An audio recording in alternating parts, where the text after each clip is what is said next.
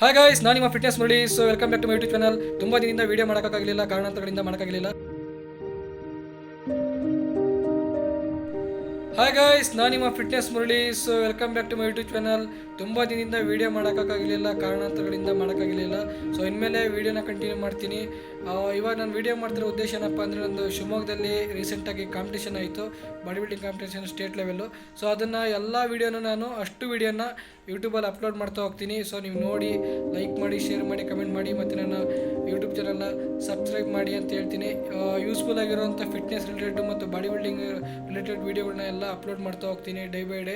So ಹೀಗೆ ನಾನು ಬೆಳಗ್ಗೆ ಬೇಗ ಎದ್ದು ಫ್ರೆಶ್ ಅಪ್ ಆಗಿ ನಾನು ಫಸ್ಟ್ ನೋಡ್ಕೊಂಡಿದ್ದು ಬಾಡಿ ಕಂಡೀಷನ್ನ ಚೆಕ್ ಮಾಡ್ಕೊಂಡೆ, ಯಾವ ರೀತಿ ಇದ್ದೀನಿ ಅಂತ. ಸೊ ಕಂಡೀಷನ್ ಈ ಥರ ಇತ್ತು, ಬೆಟರ್ ಆಗಿತ್ತು, ಓಕೆ ಡನ್ ಅಂದ್ಬಿಟ್ಟು ಫಸ್ಟ್ ಮೀಲ್ನ ಕಾಬ್ಲೌಟ್ ಫಿನಿಷ್ ಮಾಡ್ಕೊಂಡು ನೆಕ್ಸ್ಟ್ ನಾನು ಸಲೂನ್ಗೆ ಹೋದೆ. ಸಲೂನ್ಗೆ ಹೋಗಿ ಒಳ್ಳೆ ಹೇರ್ ಕಟ್ ಮಾಡಿಸ್ಕೊಂಡು ಬಂದೆ.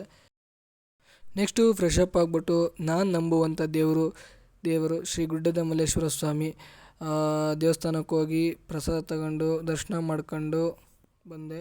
ಅಲ್ಲಿ ಬಂದ್ಬಿಟ್ಟು ಮತ್ತೆ ಕಾಬ್ಲೋಡಿಂಗ್ ಇತ್ತು ಮಧ್ಯಾಹ್ನ. ಈ ಥರ ಇತ್ತು ನನ್ನ ಹೇರ್ ಸ್ಟೈಲು. ನೆಕ್ಸ್ಟು ಅಪ್ಪಾಜಿ ಹತ್ರ ಆಶೀರ್ವಾದ ಪಡ್ಕೊಂಡು ನಾನು ನನ್ನ ತಮ್ಮ ಶಿವಮೊಗ್ಗಕ್ಕೆ ಹೊರಟ್ವಿ. ಬಂದಿದ್ದೆ ಶಿವಮೊಗ್ಗ.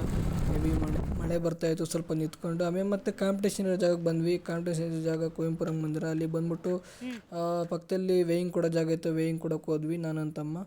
ಸೊ ವೇಯಿಂಗ್ ಕೊಟ್ಟೆ. ನನ್ನ ವೆಯ್ಟ್ ಬಂದ್ಬಿಟ್ಟು 60 kg 600 ಗ್ರಾಮ್ ಇತ್ತು ಅವತ್ತು ಬಾಡಿ ವೆಯ್ಟು, ವಾಟರ್ ಕಟಿಂಗ್ ಎಲ್ಲ ಆಗಿ. ಸೊ ಇಟ್ಸ್ ಓಕೆ, ನನ್ನನ್ನು 65 kg ಕ್ಯಾಟಗರಿಗೆ ಹಾಕಿದ್ರು. ಒಳಗಡೆ ಬಂದು ಹಂಗೆ ನೋಡಿದ್ರೆ ಶೀಲ್ಡ್ ಅದು ನೋಡಿ ಖುಷಿ ಆಯಿತು. ನೆಕ್ಸ್ಟು ಕಾಂಪಿಟೇಷನ್ ಇನ್ನೂ ಶುರು ಆಗುತ್ತೆ ಅಂದರೆ ನಾನು ಅದಕ್ಕೆ ಇಡೀ ಬಾಡಿನ ಸ್ಟ್ರೆಚ್ ಮಾಡ್ಕೊತಾ ಇದ್ದೆ.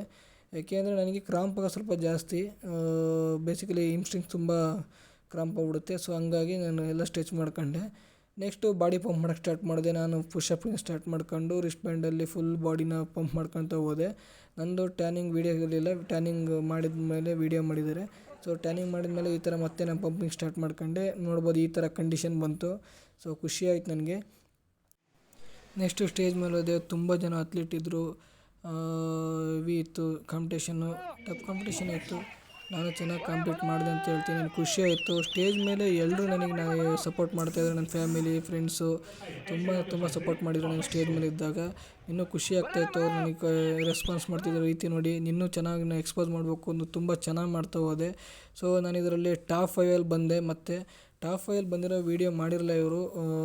ಆ್ಯಕ್ಚುಲಿ ನಾನು ಈ ಕಾಂಪಿಟೇಷನ್ ಮಾಡಬಾರ್ದಿತ್ತು. ಆ್ಯಕ್ಚುಲಿ ನಮ್ಮ ಕೋಚ್ ಬೇಡ ಅಂತ ಅಂದರು, ಆದರೆ ನಾನೇ ಫೋರ್ಸಿಬಲ್ ಬಂದೆ. ಯಾಕೆಂದರೆ ನಾನು ಪೂರ್ತಿ ಕಂಡೀಷನ್ ಬಂದಿರಲಿಲ್ಲ. ಸೊ ಈ ಕಂಡೀಷನ್ ತರಕ್ಕೆ ತುಂಬ ಕಷ್ಟಪಟ್ಟಿದ್ದೀನಿ. ಸೊ ಆದರೂ ಹೋಪ್ಫುಲಿ ಸೆಕೆಂಡ್ ಪ್ಲೇಸ್ ಆಯಿತು. ಖುಷಿ ಆಯಿತು ನನಗೆ. ಇವರೆಲ್ಲರೂ ನನಗೆ ಸಪೋರ್ಟ್ ಮಾಡೋಕ್ಕೆ ಅಂತ ಬಂದಿದ್ದರು, ನಮ್ಮ ಬ್ರದರ್ಸು, ಸಿಸ್ಟರ್ಸು, ಅಮ್ಮ, ಚಿಕ್ಕಮ್ಮ.